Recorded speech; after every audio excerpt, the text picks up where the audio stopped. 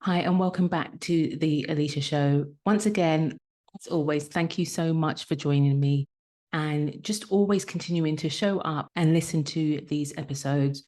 You know, it's really important for me to talk business, but ultimately, I'm always going to be talking about how we can look after ourselves, how we can be investing in ourselves, and how we need to take care of ourselves. And so, this conversation that we're going to have is really dear to me because I have seen so many people in my family suffer with cancer. And so, as part of my self care series, we need to talk about this. We definitely need to talk about this because, like I said, cancer is rife in my family. And so, I am always on high alert because that's what my mum passed away with.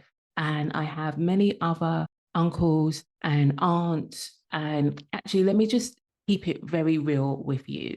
My mum died in June. Prior to her dying, her aunt died in March, I believe, of breast cancer. My mum died of multiple myeloma. And then 3 months after she died, her favorite uncle died of cancer as well. So we had 3 deaths that died of cancer. I've also got a young cousin who died of cancer when I was younger. She died of leukemia.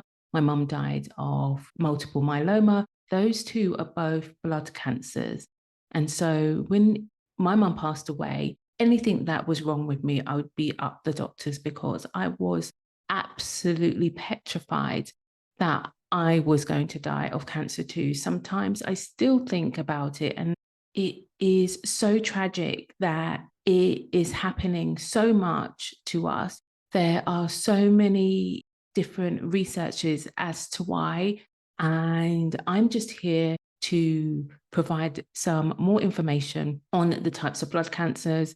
I'm also here to share with you what I did to help my mum on her journey. I am ultimately here to say to you, if something doesn't feel right, then please, please, please get an opinion, get a second opinion, get a third opinion, get opinions until you are happy with the answers that you want to hear, because you really have to be your own detective. It took 18 months for my mum to be diagnosed. And yes, they say that blood cancer can be one of the hardest ones to detect, but she continued to go to her doctors, to go to her practitioners. She was referred to other people, and it took 18 months. It took a physiotherapist to say, this is more than frozen shoulder, and to send my mum to get MRI scans. I remember this so vividly. It was Boxing Day, the day after Christmas. I drove my mum for her to have a scan, and we got the results on the 14th of January. And then within 2.5 years, my mum had gone. And on her birth certificate, it says sepsis. And for those of you who know, sepsis is the silent killer, but multiple myeloma was the thing that ensured that the last 2.5 years of her life was painful. She was in a lot of pain. When they first diagnosed her, they did a scan on her right arm, and it showed that she had no humerus bone left. And so that was one of the things that was giving her so much pain. And so she had to have an operation and have that replaced, which meant that she was then in a hospital for weeks on end. And then we had to go through physio, and with all of that, she still had to go through chemotherapy and radiotherapy. And so I just want to share some facts about these blood cancers, but I also want to just reiterate that we have to listen to ourselves. We have to, especially as brown people, as Black people, we have to, because sometimes our complaints are ignored. And that's ultimately what happened to my mum. Quite simply, I'm not here for it. I'm not here for it. And so when it comes to my family, when it comes to my little one, when it comes to me, if I'm questioning what you have told me and like it doesn't sit right with me, then I'm going to get a second opinion. And some may say, yeah, it's easy for you to say, but this is your life. This is who you are. If you're not here, there is no business, there is no family unit. And so it is very important for you to take care of yourself. This month, I'm doing a full body MOT. Now that Alessandra is at school, it is time, like I said previously, for me to really, really take care of me. And part of that is me knowing my stats and knowing where I stand. And so there are two big tests that I want to do this year, and that's my full body assessment, but also my Dutch test to know where I am with regards to the aging process, what needs to be topped up. I need to know this vital information. I am pleading with you to do the same. It's really difficult being business owners because everything lands on us. We have to pay for our own health insurance and private healthcare. We have to pay for our own pensions. We also have to be ensuring that we're making profit or trying to make profit. We have to have everything working within the business for us to then be able to get paid. There are so many things, and I'm just here to continue to remind you that you are the biggest investment. And so look after you first. Everything else is second priority, but you are the most important. And so my mum wasn't heard. And I buried my head a little bit when it came to really recognizing what these blood cancers were, because I was in it. And when she was first diagnosed, I went down the Dr. Google rabbit hole. And so it's only now that 8 years in that I can really educate myself and in turn share what I am learning. So I'm going to just quickly really concentrate on the blood cancers because they are rare and sometimes our symptoms are silent. But if you are feeling any kind of discomfort or anything like that, then I urge you to seek help. There are three main types of blood cancer: leukemia, lymphoma, and myeloma. Leukemia is a cancer in the white blood cells. Lymphoma is a cancer of the lymphatic system, and myeloma is a cancer in the plasma cells. And so when my mum first got diagnosed, she had her plasma washed and then put back in. So it was almost like a transplant, and that kept the multiple myeloma in remission for a few months, but then it's blood and it found a different way of attacking her plasma cells and her body. Then there are less common types of cancers, but the three main ones that I just mentioned, they have cancers underneath them as well. So there are multitudes of different blood cancers. The symptoms of blood cancers can be, but they're not common too, but fever, chills, coughing, chest pains, loss of appetite, rash and itchy skin. I remember my mum's skin would itch a little bit, night sweats, weakness and fatigue that persists, shortness of breath, and swollen and painful lymph nodes. And the cause is not fully understood. It could be from environmental factors. It could be that you're exposed to chemicals. It could be smoking.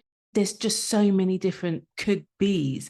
And it's just heartbreaking. It's heartbreaking because my mum's cancer had no cure. And so at the end, it was us trying to get her into a comfortable state.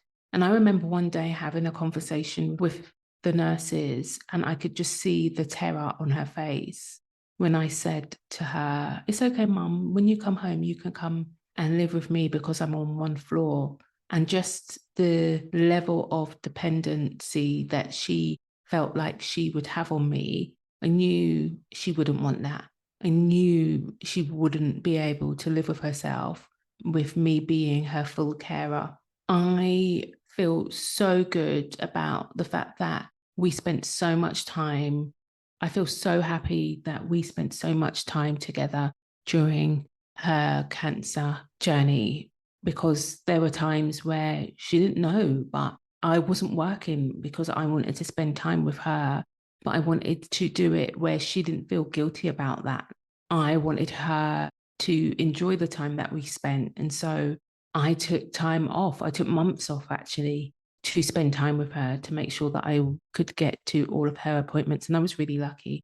I've mentioned this before. I was lucky that I had really, really good bosses at the time that would let me work from the hospital and would let me work from home so that I could work around her. And so I was always, always there.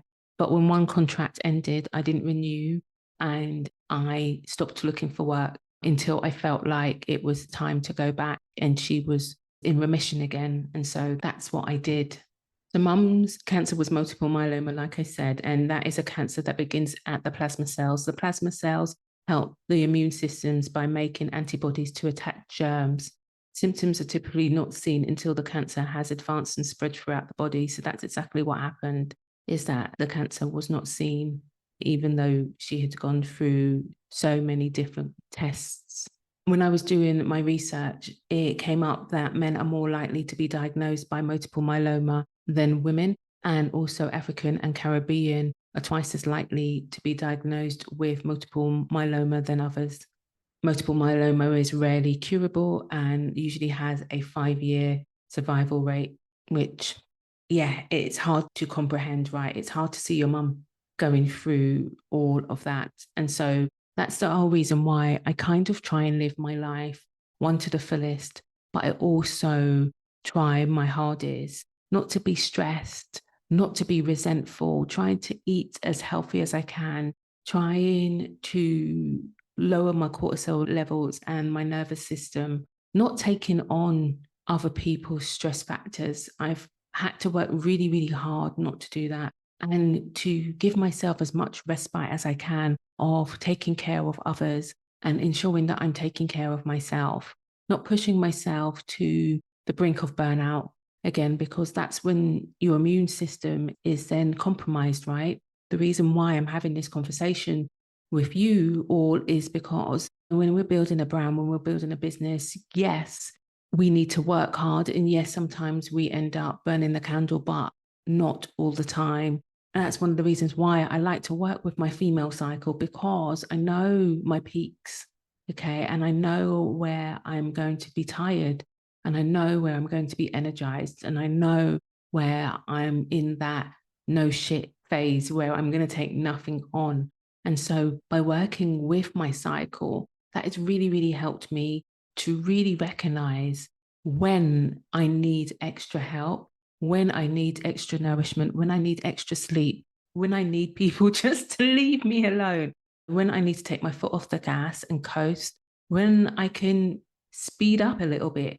It gives me all of that information. And so I love working this way. And I love to work with people this way. I've got a course all around working with your cycle to help you to build your business. I have a digital planner that also helps you to map out how you could be working best with your cycle. And then when I work with one-on-one clients, that is at the forefront of my mind, especially if they're still having a bleed. It's really important for me to know where their peaks are and where they're going to feel vulnerable and where they're going to feel confident and so forth. If they're in menopause, then we use the moon phases, because also remember, your body remembers things. And so that's really important as well. I just wanted to really bring well-being and self-care to the forefront of your mind again when it comes to trying to do things that help you, even making those small steps. I always talk about the way we eat and maybe just switching out some things to ensure that you're getting really good produce, maybe getting organic produce where you can, with your fruit and veg, or if you're a meat eater, having organic meat and fish, or trying to scale back on eating fish. We've tried to go a little bit more plant-based in our family, and that's really helped.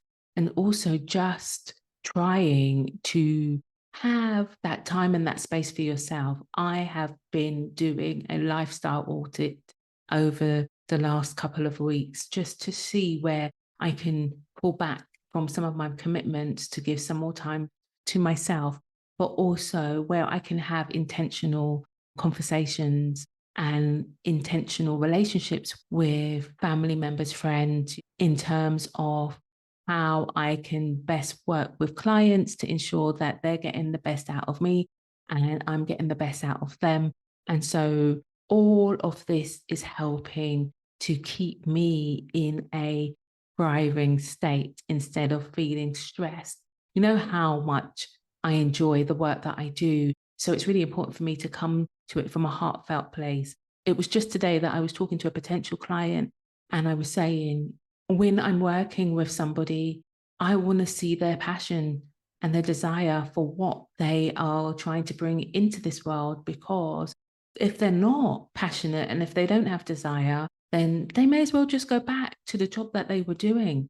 And she really resonated with that. And that's why it's really important to me that I practice what I preach. I am doing the things that I know that is helping me, but also I am learning from the people that were here before me and taking their lessons. And so, with regards to my mum, what I learned from her is to always go for what you want and to continue to enjoy life and not let things phase you. I know she was super, super scared of the outcome. I know this, but I also knew that she was drawing strength from me.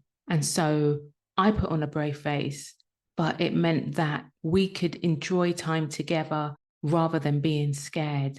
And so I'm going to leave you with this. Find yourself that community. Find yourself that person that can help you. Find the help that you need. Listen to yourself and your heart. Do not discount it. If something doesn't feel good, then listen. And if there are little things within your lifestyle that you can tweak, I urge you to do it. I've just been trialing a Peloton. I wanted to try something different. And I've been wanting a bike for years.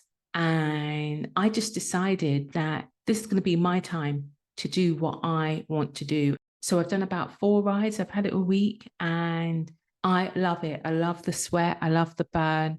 And I love that it's just me and the instructor. And I'm vibing off the music.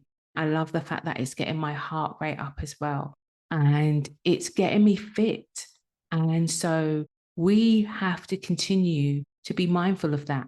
Be mindful about our movement, be mindful about what we eat and drink, be mindful about the company we keep. Yes. And I think I'm going to leave it there. So this conversation was just a reminder of your self-care and your well-being. Put yourself first, please. Okay. I'll be back next week with another episode. But until then, thank you so much for continuing to support me. And if you want to know more about the course and the digital planner, then please look in the show notes for more information or go to my website. I really, really love that you're here every week. All right. Until then, bye-bye.